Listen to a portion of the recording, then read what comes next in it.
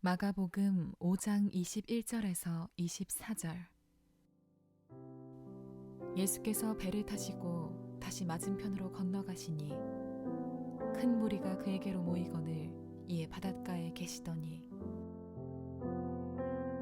회당장 중에 하나인 야이로라 하는 이가 와서 예수를 보고 발 아래 엎드려 간곡히 구하여 이르되 내 어린 딸이 죽게 되었사오니 오셔서 그 위에 손을 얹으사 그로 구원을 받아 살게 하소서 하거늘 이에 그와 함께 가실새 큰 무리가 따라가며 애워싸 밀더라. 마가복음 5장 35절에서 43절. 아직 예수께서 말씀하실 때에 회당장의 집에서 사람들이 와서 회당장에게 이르되 당신의 딸이 죽었나이다. 어찌하여 선생을 더 괴롭게 하나이까? 예수께서 그 하는 말을 곁에서 들으시고 회당장에게 이르시되 두려워하지 말고 믿기만 하라 하시고 베드로와 야고보와 야고보의 형제 요한 외에 아무도 따라옴을 허락하지 아니하시고 회당장의 집에 함께 가사 떠드는 것과 사람들이 울며 심히 통곡함을 보시고 들어가서 그들에게 이르시되 너희가 어찌하여 떠들며 우느냐? 이 아이가 죽은 것이 아니라 잔다 하시니 그들이 비웃더라. 예수께서 그들을 다 내보내신 후에 아이의 부모와 또 자기와 함께한 자들을 데리시고 아이 있는 곳에 들어가사 그 아이의 손을 잡고 이르시되 달리다 굼 하시니 번역하면 곧 내가 네게 말하노니 소녀야 일어나라 하심이라.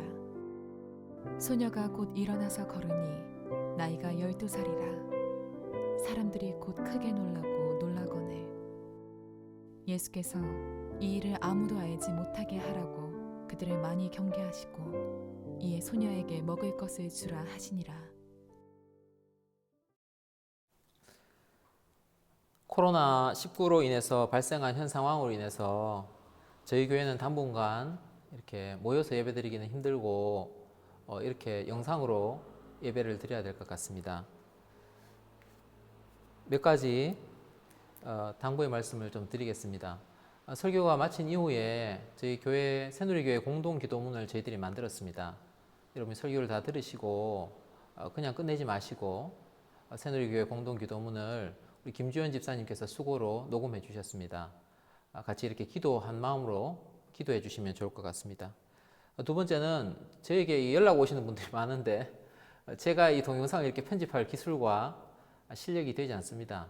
지금 동영상 촬영 이런 거는 다 우리 전도사님이 해주시고 편집도 상당히 시간이 많이 소요되는데 또 지금 전도사님께서 해주시고 있습니다. 얼마나 고맙고 감사한지 모르겠습니다. 그리고 세 번째는 지난 시간에 우리가 영상을 찍었는데 마이크가 참 설교를 듣기가 너무 어렵다는 의견이 많으셔서 이렇게 마이크를 하나 이렇게 마련을 했습니다. 지난보다 좀 상태가 좀 좋게 여러분이 설교 말씀 들으시는데 도움이 되리라 이렇게 생각을 합니다. 지난주 수요일 사순절이 시작되었습니다. 모든 일에 저는 우연이 없다라고 생각을 합니다. 원인을 중국에서 생긴 그 바이러스가 문제지 라고 이렇게 할 수도 있고 그 신천지 사람들 때문에 이렇게 되었네 라고 할 수도 있지만 또 해필 또 신천지 중에서도 대구에서 이렇게 생기지 않았습니까? 우리가 회개해야 될 제목이 있다라고 생각됩니다. 이 사순절 기간 가운데 우리가 더욱더 말씀으로 기도로 스스로를 점검하는 귀한 시간이 되었으면 좋겠습니다. 오늘 드릴 말씀은 마가복음 5장 21절에서 24절까지의 말씀과 35절에서 43절까지의 말씀, 회당장 야이로의 이야기에 대해서 말씀을 좀 드리도록 하고 같이 생각하는 시간을 가지도록 하겠습니다. 마태복음 14장 22절에서 33절에 보면 베드로가 무리를 걸은 사건이 등장을 합니다. 그 무리를 걸은 사건 보면 참 베드로가 참 믿음이 참 좋은 것 같아요.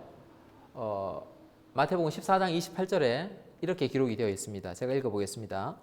베드로가 대답하여 이르되 주여 만일 주님이시거든 나를 명하사 물 위로 오라 하소서 하니. 베드로가 무슨 마음이 들었는지 그 물 위를 걸어오시는 예수님 보고 자기도 물 위를 걷겠다는 거예요.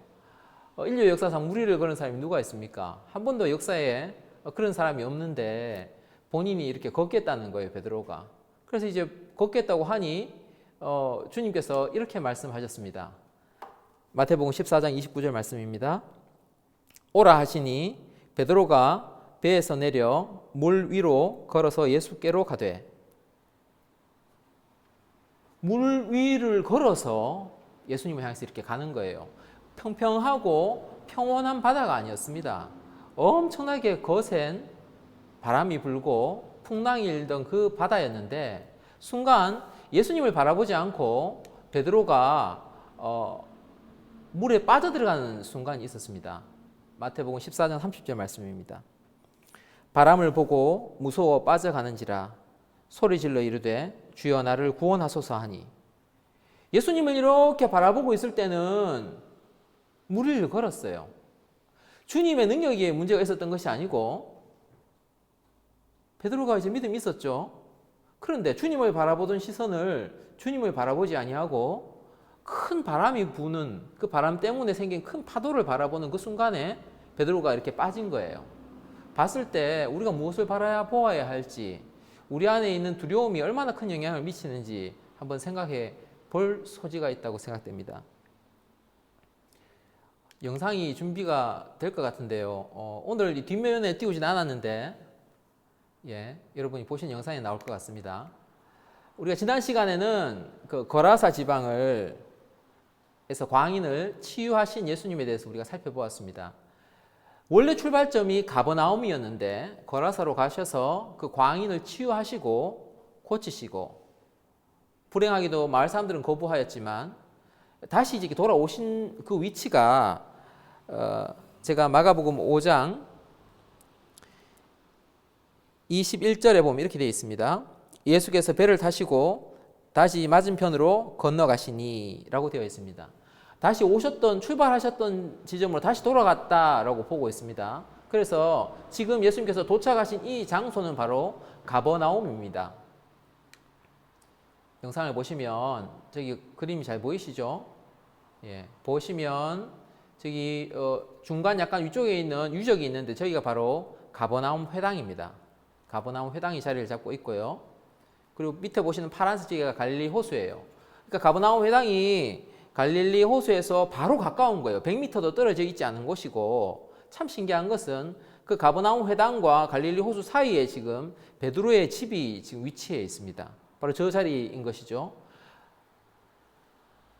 예수님 시대 때는 가버나움이 참 번성한 도시였는데 그 후에 이 도시는 사라지게 됩니다. 사라진다 할지라도 배가 정박할 수 있는 곳은 그렇게 많지 않기 때문에 저 위치의 근처에 예수님께서 다시 오셨을 것이다 라고 추측이 됩니다. 예수님께서 오시자마자 수많은 사람들이 몰려드는 거죠. 가버나움 회당 모습도 여러분 보이시죠? 저렇게 대리석으로 지은 아주 이제 대단한 건물의 2층 집입니다. 회당을 보시면 이 회당은 크게 이렇게 되어 있습니다. 회당장이 있고요. 그 다음에 장로가 있고 랍비가 있고 핫잔이라는 그 직분이 있습니다. 그리고 유대인 성인 남자들 이렇게 해서 회당의 조직을 구성하고 있는데 우리 개신교회의 예배와 거의 비슷합니다. 비슷하지만 좀 다른 점이 있다면 교회에서는 목사가 영향력이 크죠. 참 말씀 가르치는 사람, 이 당시로 보면 랍비라고 할 수 있는데, 근데 회당은 좀 특이한 것이 랍비가 한 명 있는 것도 아니고요. 랍비에게 랍비가 여러 명 있어요. 이 랍비를 세워서 설교를 할 권한, 회당 전체를 이끌어가는 권한은 장로들 중에 한 명을 선출해서 그 회당장이 랍비로 하여금 설교를 하도록 이렇게 모든 권한을 가지게 됩니다.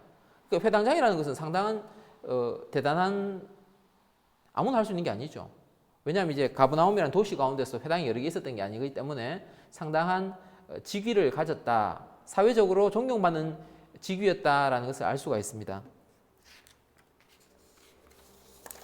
왜 이 말씀을 드리냐 하면 제가 22절 말씀 한번 읽어보겠습니다. 회당장 중의 하나인 야이로라는 이가 와서 예수를 보고 발 아래 엎드리어. 우리가 볼 때는 우리는 다 이제 예수님이 하나님의 아들이신 것을 믿습니다. 그러시죠, 여러분? 그런데 이 당시는 그렇지 않아요. 이 당시는 마치 라이징 스타처럼 예수님은 모든 사람이 하나님의 아들을 인정한 것이 아니고 참 젊은 랍비인데 대단한 사람이다라고 느껴지는 정도인 거예요. 사람들이 볼 때는 참 기적을 행하는 랍비다라는 정도이지만 그 당시 사회적인 인식을 볼 때는 랍비와 회당장 중에서는 회당장이 훨씬 사회적 신분이 높고 그 영향력이 큰 위치를 차지하고 있었습니다. 그런데 이 랍비가 예수님 발 아래 엎드렸다라고 이야기를 하고 있습니다. 쉬운 일이 아닙니다. 우리에게 이제 기적이 우리가 보시면 야이로의 딸이 죽음에서 이렇게 살아나게 되는데 그 기적이 일어나는 첫 번째 출발점이 무엇이냐 하면 바로 발 아래 엎드리는 믿음입니다. 예수님께 무릎 꿇는 거죠. 근데 이게 우리가 이렇게 생각을 해보면 이 야이로가 그렇게 하기가 쉽지 않았습니다. 사회적 신분은 훨씬 랍비보다 회당장이 높았는데 그 사회적 신분도 그렇고 나이도 이 당시 예수님 기껏해야 30세 정도밖에 안 됐는데 회당장은 훨씬 나이가 많습니다. 그리고 세 번째는 이 당시에 지금 예수님이 가버나움 이제 부두에 정착하시자마자 수많은 사람들이 밀려드는 거예요. 예수님 혼자 계시고 회당장 한 명 있다면 아무도 보는 사람 없으니까 뭐 좀 어때? 우리 딸 살려야 되니까 내가 무릎 꿇지 이렇게 할 수 있지만 한 명이 아니고요.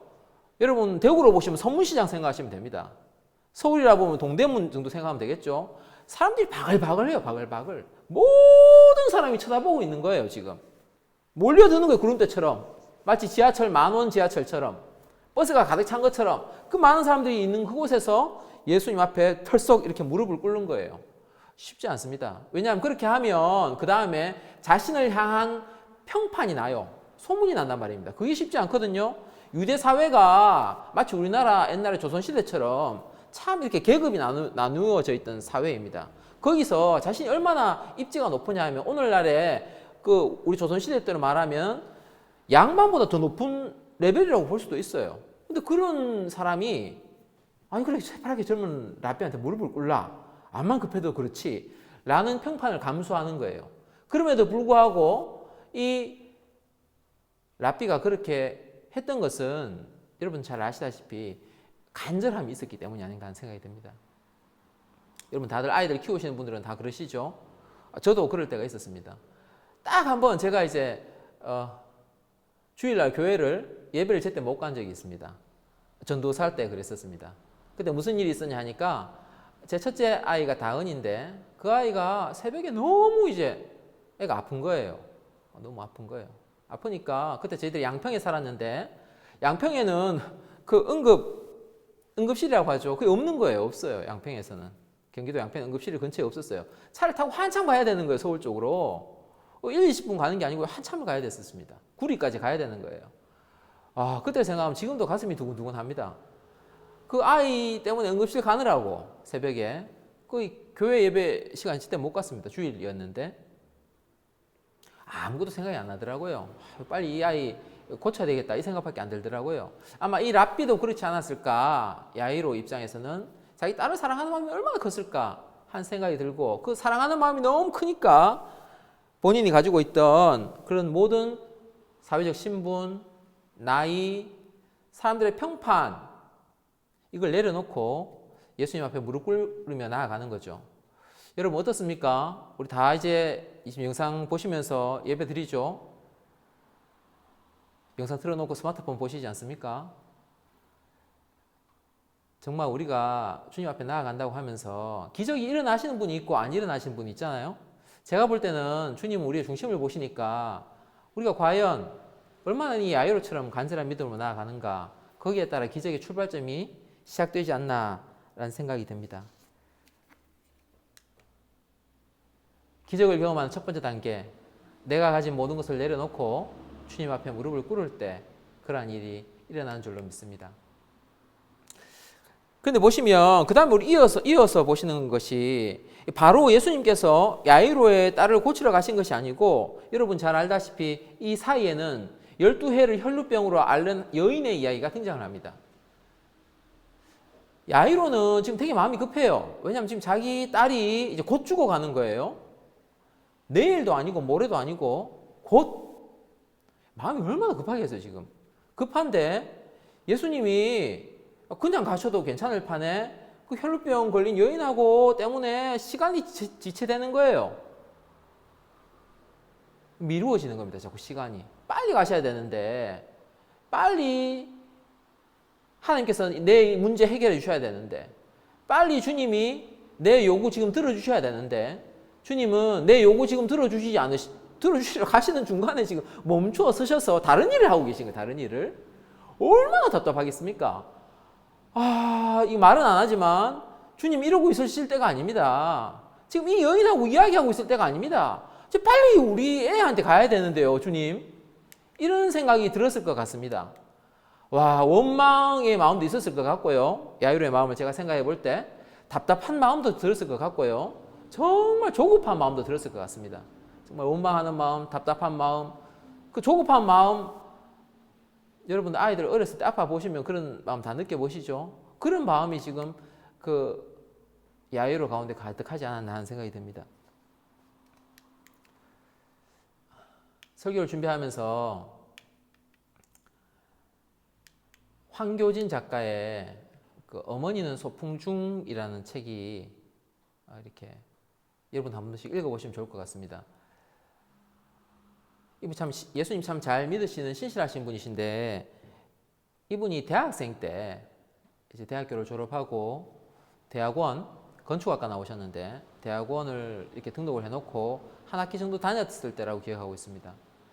어머니가 뇌출혈로 쓰러지신 거예요.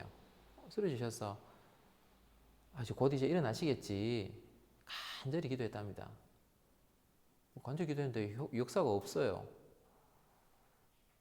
그래가지고 1년, 2년, 3년을 기도하고 어머니 병수발하면서 1년이 지나니까 사귀던 여자친구가 자기를 이렇게 관계가 끊어지게 되는 거예요. 자기가 어머니 병수발을 해야 되니까 여러분 이제 대학교 막 졸업할 때 청년들 나이 아시죠? 20대 참 중반 팔팔할 때 아닙니까? 취업을 못 나가는 거예요.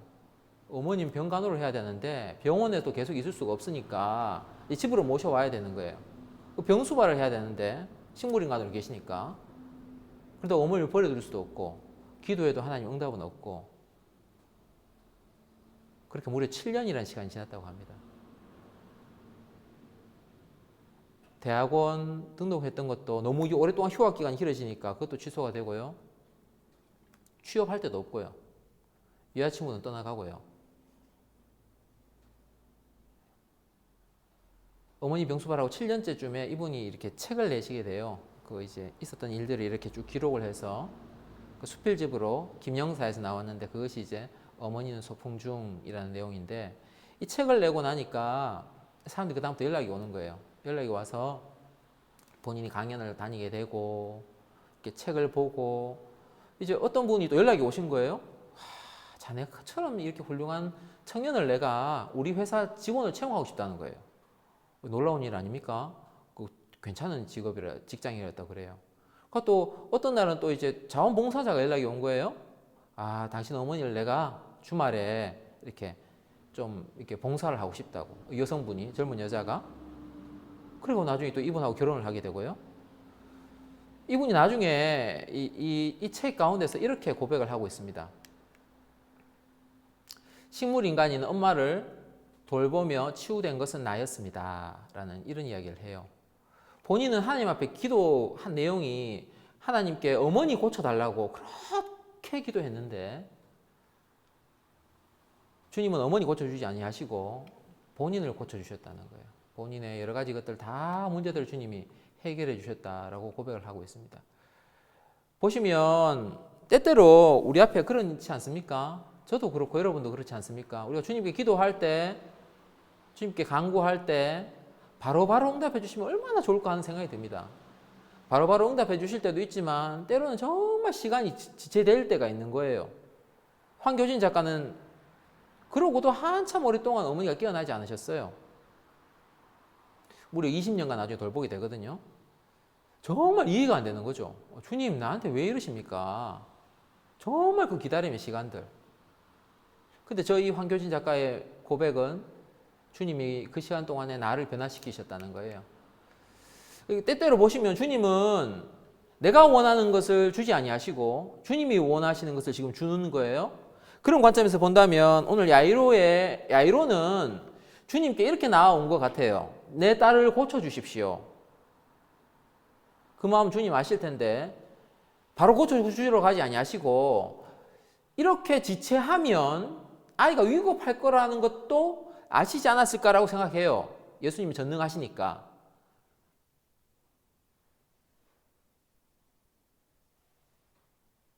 그러면 야이로에게 주님이 깨닫게 하고자 하신 게 있으셨던 거죠. 야이로에게 던지고자 하셨던 메시지가 있으셨던 거죠. 야이로의 영성이 더 깊어지도록 이끌어 가시는 주님의 모습을 우리가 보게 됩니다. 처음에 보시면 야이로의 믿음은 무엇이었냐 하면 반드시 예수님이 오셔서 내 아이의 몸에 손을 얹으시고 기도하셔야 낫는다라는 믿음을 갖고 있었어요. 나중에 우리가 보시다시피 야이로의 딸이 살아나지 않습니까? 부활의 믿음까지 주님께서 이끌어 가시는 것을 우리가 보게 됩니다.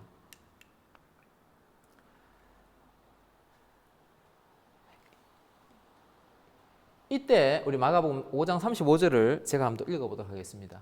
아직 예수께서 말씀하실 때에 회당장의 집에 사람들이 와서 회당장에게 이르되 당신의 딸이 죽었나이다. 어찌하여 선생을 더 괴롭게 하나이까? 세상에나 자기 딸이 죽었다는 거예요. 예수님 좀 전까지 지체하셨잖아요.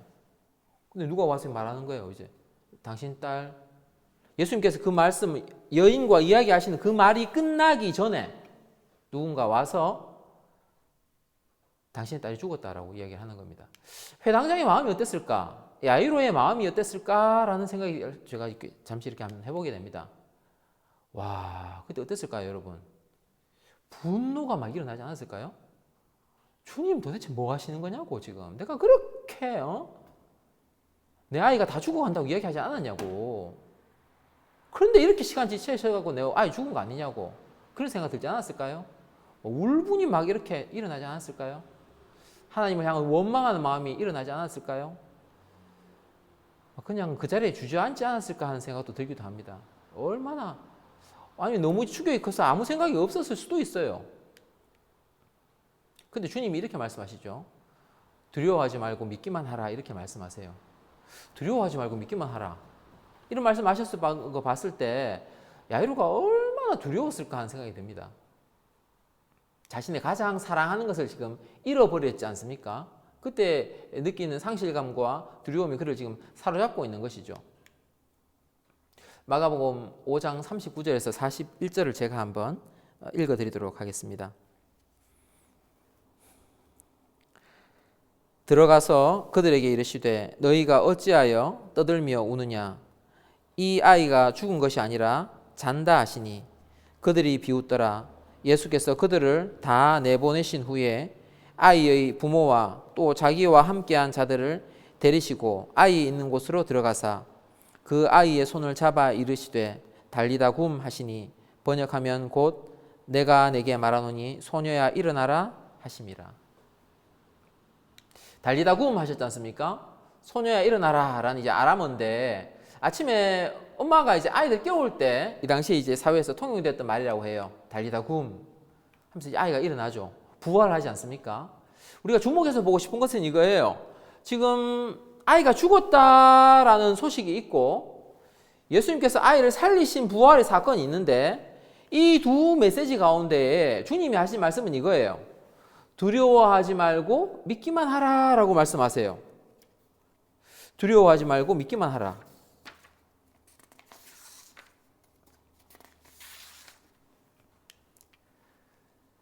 여러분 혹시 두려운 거 없으세요? 지금 야이로는 지금 가장 자기가 사랑하는 그 아이가 죽었기 때문에 참 두렵잖아요. 우리 지금 대구가 지금 많이 두렵지 않습니까? 지금 코로나로 때문에 거의 우리나라에 있는 코로나 확진자 수의 대다수가 지금 대구에서 발생하지 않습니까? 어떤 분은 코로나 때문에 두려우실 수도 있을 거고 집 밖에는 못 나가겠다고 하시더라고요. 어떤 분은.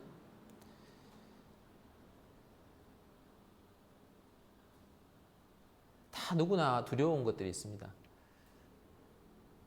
저도 목회를 하면서 참 두려웠던 때가 많습니다. 정말 두려운 거예요. 때가 한치 앞이 보이지 않는 거예요. 제가 이제 아시아연합신학대학원을 나왔습니다. 교단신학교가 아니에요. 교단신학교, 영남신학대학을 나오거나 대구신학대학을 나오면 교단이 있어요. 교단이 있어서 그 가운데 노회가 있고 거기를 다 이제 이렇게 찾아서 들어가시거든요. 다 목사님들이 위임받아 가시거나 이렇게 해요. 제가 나온 학교는 초교파라서 아시아연합신학대학원인데 교단이 없어요. 교단이 없으니까 참 갈 데가 많을 것 같은데 그건 서울의 이야기예요. 서울의 이야기. 여러분 대구가 얼마나 보수적입니까? 대구 여러분 보시고 아시아연합신학대학원 목사 보셨습니까? 아마 저 말고는 여러분 모르실걸요. 정말 드뭅니다. 서울에서 여러 가지 상황들이 있어서 대구로 올 때 정말 두려웠습니다. 과연 그곳에서 내가 할 사역이 있을까? 과연 주님이 인도해 주실까? 하는 이런 두려움이 있었습니다. 또 그때 또 돈도 없었어요. 집주인은 집을 사든지 비워달라고 그러는데 그 당시 2억을 달라고 했거든요. 저한테 2억이 뭡니까? 아무도 없었어요. 어쩔 수 없이 나와야 됐었는데 그때 아내와 이런 이야기를 했었습니다. 어디로 갈까? 그때 경기도 양평이었는데 경기도권에 더 있을까?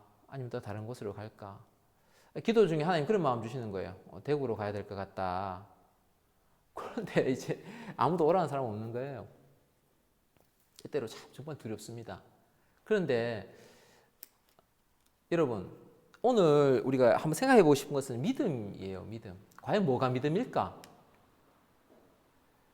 여러분 뭐가 믿음일까를 좀 생각해 봤으면 좋겠습니다. 원하는 것을 얻는 게 믿음일까요? 원하는 것?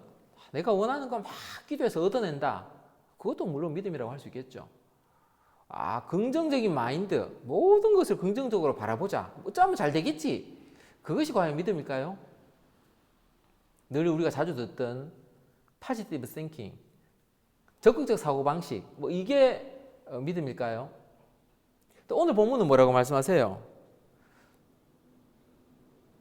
36절 말씀에 보니까 예수께서 그 하는 말을 곁에서 들으시고 회당장에게 이르시되 두려워하지 말고 믿기만 하라. 이렇게 말씀하시지 않습니까? 두려워하지 말고 믿기만 하라. 끝까지 믿는 그 믿음이, 두려워하지 않고 믿는 그 믿음이 정말 중요하지 않나 하는 생각을 하게 됩니다. 이제 믿음에 대해서 생각을 해보면서 야이로의 마음의 변화를 또 한번 이렇게 살펴보게 됐습니다. 야이로의 마음의 변화. 정말 자기보다 나이가 어린 그 랍비에게 회당장으로서, 회당장이 랍비 이렇게 너 설교해 이렇게 이야기하는데 그 젊은 새파랗게 젊은 사람 앞에 가서 무릎 꿇잖아요. 그때는 정말 간절한 믿음이 있었지 않을까 하는 생각이 들어요. 간절한 믿음. 어쩌든지 우리 딸 저 사람 기적 일으킨다 그러는데 우리 딸 한번 살려봐야 되겠다. 간절한 믿음. 예수님 앞에 무릎 꿇어줬잖아요.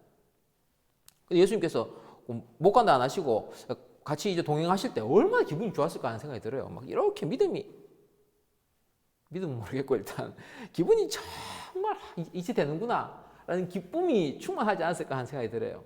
그런데 지금 무리가 갑자기 막 에워싸 밀고 사람도 지금 제대로 못 가는데 뒤에서 어떤 여인이 와서 예수님 옷 잡으니까 예수님께서 누가 내 몸에 손을 대었느냐 이러고 이거 당연히 다 사람들 미니까 그런 거 아닙니까? 하니까 또 그 정적 가운데 이런저런 이야기하면서 시간이 지체될 때 야이로는 마음도 얼마나 답답했을까요? 주님 왜 이러시나 지금 빨리 가셔야 되는데 그 조급함 가운데 있었을 거라고 생각이 돼요. 근데 웬걸 또 혈루병 여인이 이렇게 또 낫는 거예요? 예수님께서 말씀하시니까 야 혈루병 여인 고치시는 거 보니까 우리 딸도 고치시겠구나. 또 기쁨이 충만했을 것 같아요.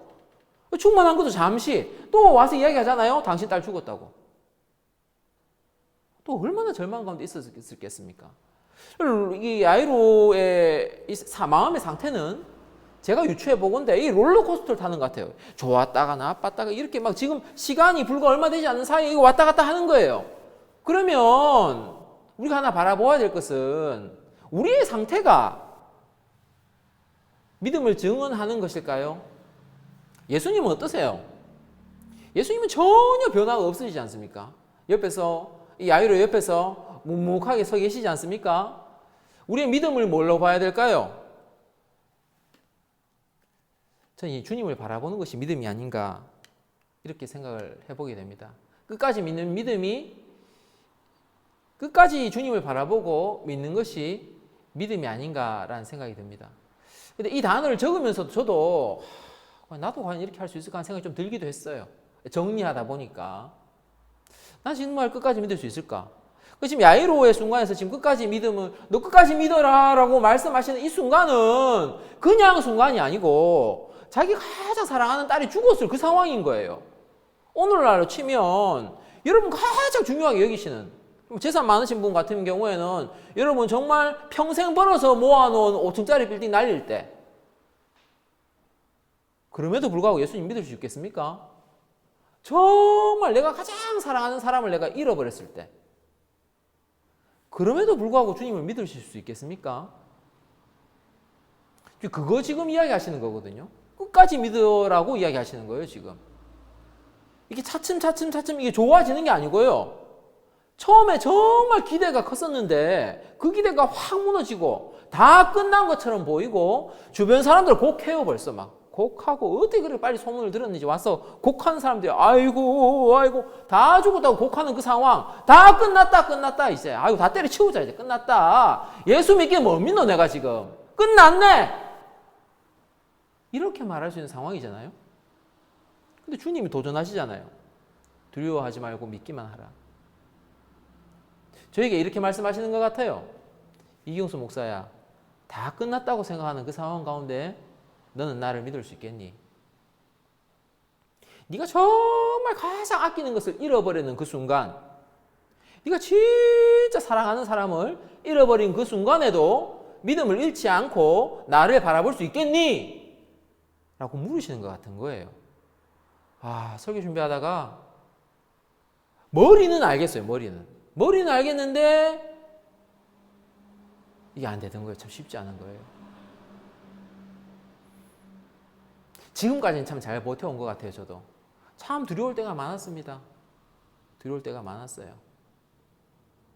2, 3년 만에 한 번씩 두려움이 생기는 것 같아요. 정말 막막하고 한 치 앞을 갈 데가 없는 거예요. 한 치 앞을 갈 데가 없었습니다. 정말 새누리교회 담임 목사가 되고 제 아내가 했던 거 정말 너무 기쁘고 좋았다라고 이야기한 게 딱 하나 있어요. 야, 이제 10년 동안 어디 안 가도 되겠구나. 10년 동안. 2, 3년마다 옮겨 다녔거든요. 저에게도 저한테 잘 이때까지 버텨왔어요. 그 두려움 가운데도 주님을 바라보아 왔습니다. 회당장 야유로의 이야기 여러분 신앙생활 좀 하신 분은 5번, 10번, 20번도 더 들었던 설교이지 않습니까? 근데 그 설교로 끝나서 안 되지 않습니까? 여러분에게 오늘 지금 도전하시는 거예요. 대구 시민 전부 다 코로나 때문에 두려움 가운데 떨고 있어요.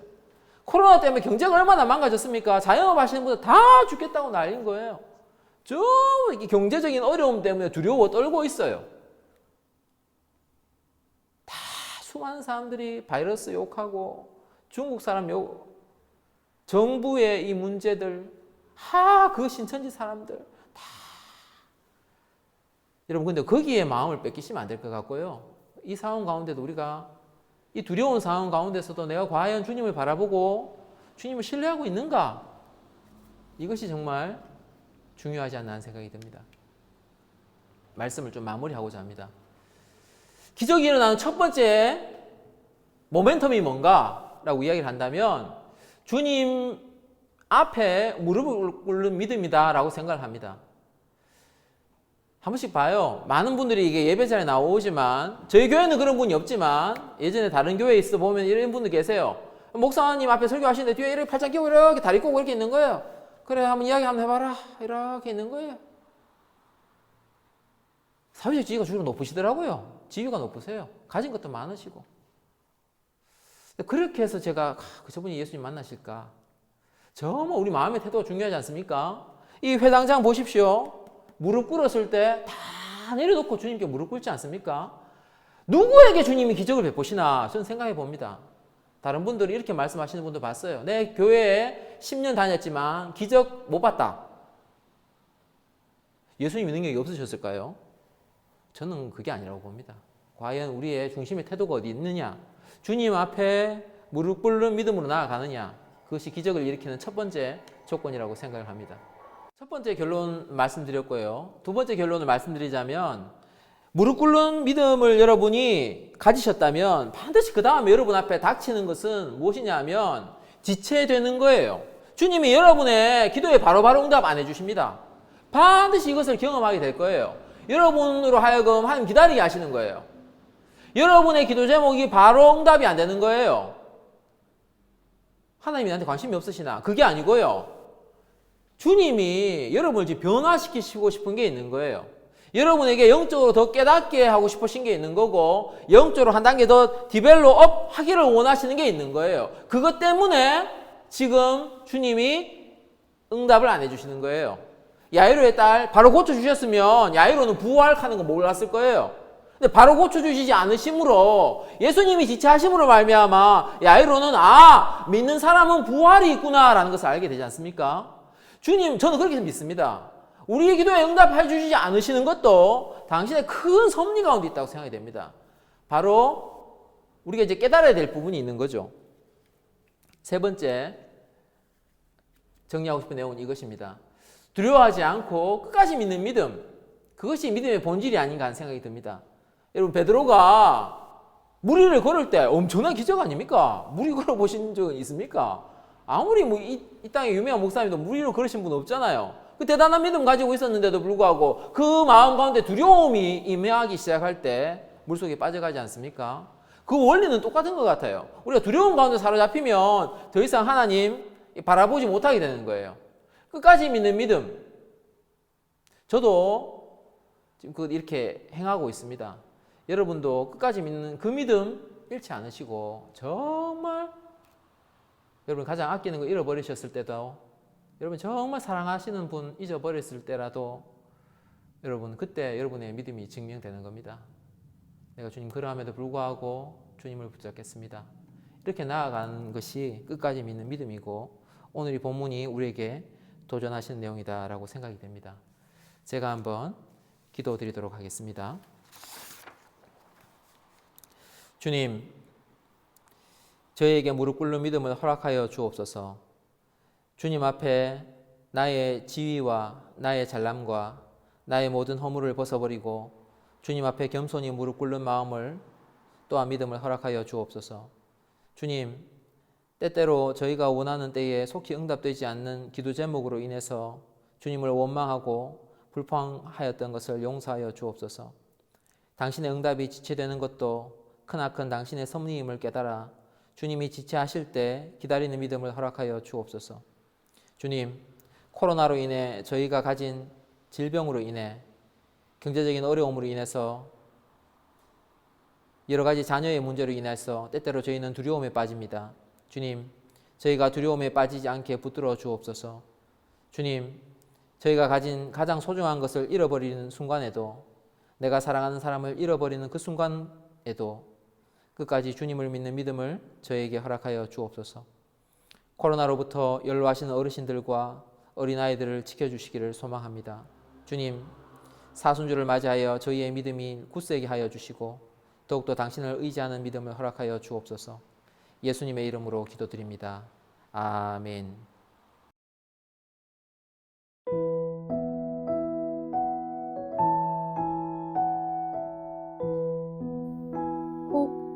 내가 하늘을 닫고 비를 내리지 아니하거나 혹 메뚜기들에게 토산을 먹게 하거나 혹 전염병이 내 백성 가운데에 유행하게 할 때에 내 이름으로 일컫는 내 백성이 그들의 악한 길에서 떠나 스스로 낮추고 기도하여 내 얼굴을 찾으면 내가 하늘에서 듣고 그들의 죄를 사하고 그들의 땅을 고칠지라. 역대하 7장 13절에서 14절 말씀. 주여, 전염병이 유행하게 된 제약이 우리에게도 있음을 고백합니다. 우리의 차지도 덥지도 않았던 미지근한 신앙을 회개합니다. 세상을 주님보다 더 사랑했던 죄악을 회개합니다. 예배를 귀하게 여기지 않았던 죄악을 회개합니다. 말씀대로 살지 않았음을 회개합니다. 세상에 소금으로 빛으로 살지 않았음을 회개합니다. 이 나라 이 백성을 불쌍히 여기시며 이 땅의 죄악을 사하시며 이 땅을 고쳐 주옵소서. 대한민국의 치유와 회복을 위해 기도합니다. 1. 민관이 협력하여 지역사회의 확산을 막고 전염병 예방에 최선을 다하게 하옵소서. 2. 코로나와 현장에서 싸우고 있는 의료진을 보호하시며 필요한 의료 인력이 보충되게 하시며 의료 물품과 방역용품이 제때에 공급되게 하옵소서. 3. 지역 차별과 혐오가 아닌 서로를 위한 연대와 협력으로 위기를 극복하는 대한민국 되게 하소서. 중국의 치유와 회복을 위해 기도합니다. 1. 우한을 비롯한 고통 중에 있는 중국 국민들에게 은혜와 자비를 베풀어 주소서. 2. 중국에 있는 선교사님들과 중국 성도들을 지켜주시고 환난의 때에 믿음을 잃지 않고 더욱 하나님을 의지하게 하옵소서. 3. 코로나와 싸우고 있는 중국의 의료진과 봉사자들에게 은혜를 주옵소서. 새누리교회를 위해 기도합니다. 1. 저희의 교만과 죄악을 회개하오니 용서하여 주옵소서. 모든 것을 합력하여 선을 이루시는 주님, 주님의 뜻을 발견하는 시간 되게 하옵소서. 2. 사순절 기간을 말씀과 기도로 채우며 우리의 영성이 더욱 깊어지게 하옵소서. 3. 질병의 고통, 물질의 어려움, 관계의 아픔을 겪으시는 성도님들에게 은혜를 주셔서 힘든 상황 속에서 더욱 하나님의 지혜와 계획을 신뢰하는 믿음을 주옵소서. 4. 성도들을 코로나로부터 지켜주시고 특별히 질병 중에 고통하는 여러 교우들과 연로하신 어르신들을 보호하여 주옵소서. 5. 경제적 어려움에서 하나님의 도우심과 은혜를 경험하고 우리의 필요를 채워 주시옵소서. 6. 교회의 이전을 하나님이 주관하시며 순적하게 진행되게 하옵소서. 예수님의 이름